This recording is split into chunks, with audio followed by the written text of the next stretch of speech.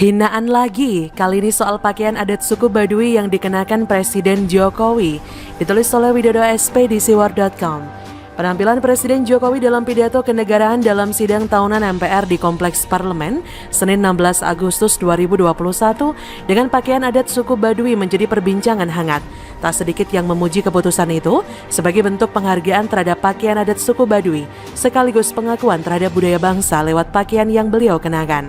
Namun tak semua yang memberi apresiasi positif terhadap pakaian yang dikenakan oleh Presiden Jokowi tersebut, karena ada suara-suara sumbang, minor, bahkan bernada menghina, seperti salah satunya dilakukan oleh pemilik akun Pauletariat yang berkata begini, Jokowi, make baju adat Baduy cocok banget, tinggal bawa madu plus jongkok di perempatan. Kalau diamati bisa dilihat bahwa tidak ada pujian sama sekali yang mau disampaikan oleh si pelaku. Karena meskipun menggunakan kata cocok banget, tetapi makna yang tersirat di baliknya justru bermakna negatif. Terbukti tidak lama kemudian si pelaku menyematkan kata-kata yang bernada menghina. Entah apa maksud sebenarnya. Namun seperti biasa setelah ramai dan mendapatkan banyak cacian, juga dorongan agar cuitan tersebut dapat dilanjutkan ke proses hukum, isi cuitan tersebut langsung dihapus lalu segera diganti permintaan maaf.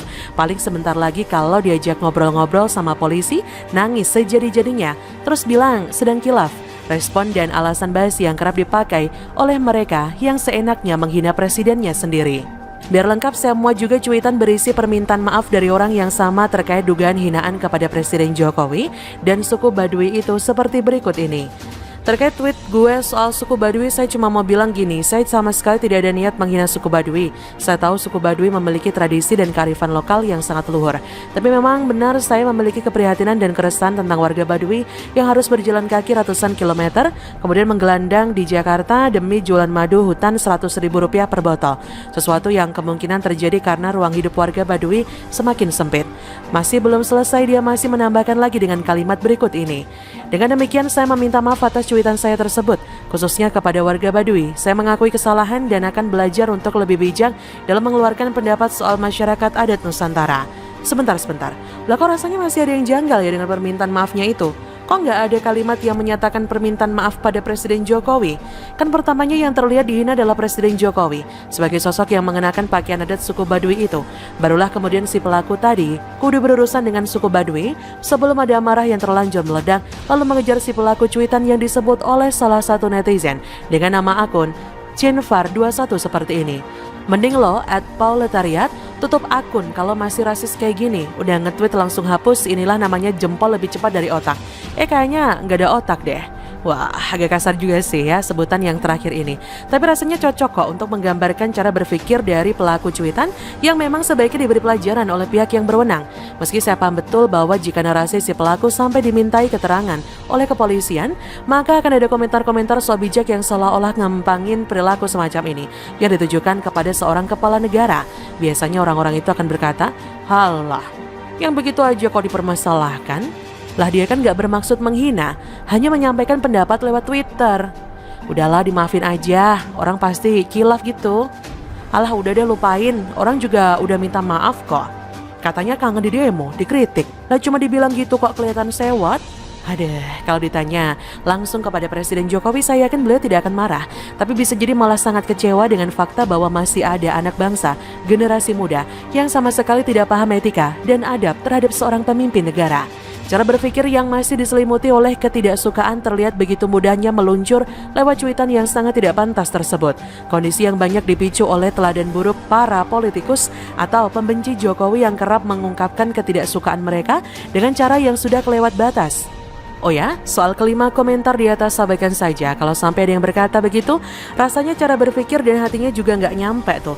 Juga mungkin tidak jauh beda dari si pelaku cuitan yang kini pasti deg-degan menunggu nasib seperti apa yang bakal menimpa sebagai ganjaran atas perbuatannya. Saya cuma bisa bilang, rasa no. Makanya sebelum bercuit itu mikir dulu. Begitulah kura-kura.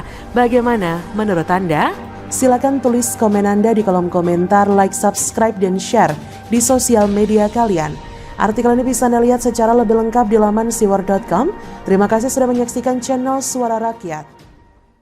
Ekonomi Indonesia di tangan Sri Mulyani, ditulis oleh Mr. Naibaho di siwar.com. Tidak terkejut ketika Presiden Jokowi merombak kabinetnya dengan menunjuk Direktur Pelaksana Bank Dunia Sri Mulyani Indrawati sebagai Menteri Keuangan menggantikan Bambang PS Brojonegoro di tahun 2016 lalu.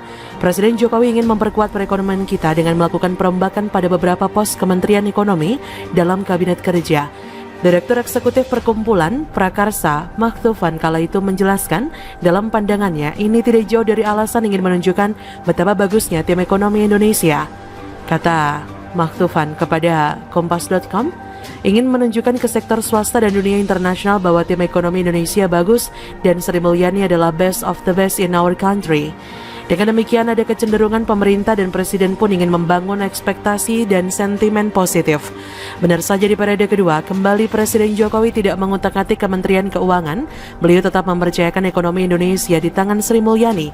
Tanggung jawab dan rasa kecintaan kepada Republik Indonesia menjadi alasan Sri Mulyani tetap berada di kursi Kementerian Keuangan. Belum lagi rasa puas Presiden Jokowi atas kinerja Menke di 4 kabinet mulai dari era Presiden Susilo Bambang Yudhoyono, Yusuf Kala, SBY Budiono, dan Presiden Jokowi JK, serta saat ini Jokowi Ma'ruf Amin. Kata Sri Mulyani, saya diminta Pak Presiden Jokowi untuk menjadi Menteri Keuangan lagi. Sri Mulyani menjelaskan banyak hal yang harus dilakukan untuk Indonesia saat ini dalam menghadapi perekonomian global yang dinamis dan tidak pasti. Presiden Jokowi pun meminta Sri Mulyani untuk melanjutkan kinerjanya di Kementerian Keuangan. Tugas dan tanggung jawab Menteri Keuangan itu kompleks. Kalau saya goyah, anak buah saya ikut goyah. Kalau saya shakingnya 10 skala Richter, anak buah saya menjadi 20 skala Richter. Makin ke bawah makin besar, jadi Anda sendiri goyah, bagaimana Anda akan menjadi jangkarnya? Pernyataan ini disampaikan oleh Menteri Keuangan Sri Mulyani dalam sesi wawancara khusus bersama tim Tempo 2 Juli 2021 melalui konferensi video. Sri Mulyani merasa tantangan pandemi COVID merupakan jenis ranjau yang cukup berbahaya dari beragam ranjau yang pernah dilewatinya dalam hidup. Menurut Sri Mulyani, ranjau pandemi COVID lebih menantang ketimbang mengurus masa sulit aksi extraction Bank Senturi pada 2008 silam. It's totally different game, kata Sri Mulyani. Informasi tentang jumlah utang Indonesia akibat proyek penyelamatan ekonomi dari pengaruh pandemi COVID mengganggu sirkulasi berpikir. Jika dihitung-hitung, negara cukup banyak mengeluarkan dana untuk program penanganan dan pemulihan. Pada periode 2020, upaya pemulihan ekonomi nasional PEN menginjak angka 699 triliun rupiah.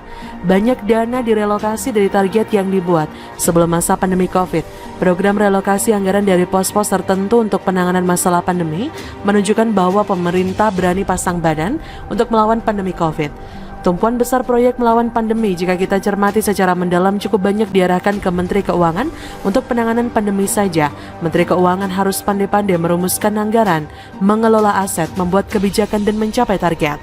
Selain masalah pandemi, pemerintah melalui kementerian-kementerian yang ada harus mampu memperkuat fondasi program prioritas, yakni upaya pemulihan ekonomi nasional PEN. Semua hal ini tidak mudah karena harus dilakukan dengan ekstra hati-hati. Untuk tata kelola keuangan rumah tangga, kita perlu memberikan banyak apresiasi kepada Sri Mulyani. Saya sendiri tidak bisa membayangkan andai kata tata kelola keuangan di masa pandemi ini diberikan kepada orang lain. Bagaimana jika Menteri Keuangan di masa pandemi ini bukan Sri Mulyani? Postur Sri Mulyani yang optimistis dan tegas sejatinya memberikan nilai ekstra bagi kesehatan rumah tangga Indonesia, terutama dalam menata ekonomi selama masa pandemi. Di tengah masa-masa sulit ini, cekikan informasi seputar utang negara semakin menular, seakan-akan hanya Indonesia yang terlilit hutang. Hemat saya, Indonesia termasuk negara yang sigap menangani pandemi, sembari menata raca ekonomi agar tetap stabil. Dengan kapasitas penduduk 200-an juta jiwa, pemerintah Indonesia tetap mampu memberi makan semuanya. Berbeda dengan negara-negara lain dengan kapasitas penduduk tak sampai ratusan juta, Indonesia justru masih tetap optimis berjalan. Menurut Sri Mulyani, untuk saat ini keadaan luar biasa dan syok semua negara pasti menambah beban utang negaranya. Tentu saja, eskalasi utang yang terlalu banyak justru tak membuat ekonomi menjadi sehat. Akan tetapi, menurut Sri Mulyani, kenaikan utang malah dibenarkan karena situasi syok di mana tidak ada instrumen lain yang mampu menopang kecuali negara sendiri. Jika negara bungkam dan tak reaktif menanggapi hanya karena takut hutang, tentu saja keadaan negara semakin tak membaik. Selain ruwetnya penanganan masalah ekonomi, isu lain yang diudarakan adalah soal kebijakan pemberlakuan pembatasan kegiatan masyarakat atau atau PPKM yang dilihat oleh para haters sebagai strategi no money dari pemerintah. Isu ini melebar di media sosial lantaran kebijakan PPKM dinilai merubuhkan ekonomi masyarakat. Banyak warga, terutama para pelaku usaha, menentang kebijakan PPKM karena bertentangan dengan semangat program pemulihan ekonomi nasional. Lalu bagaimana Bu Menteri Sri Mulyani menanggapi hal ini?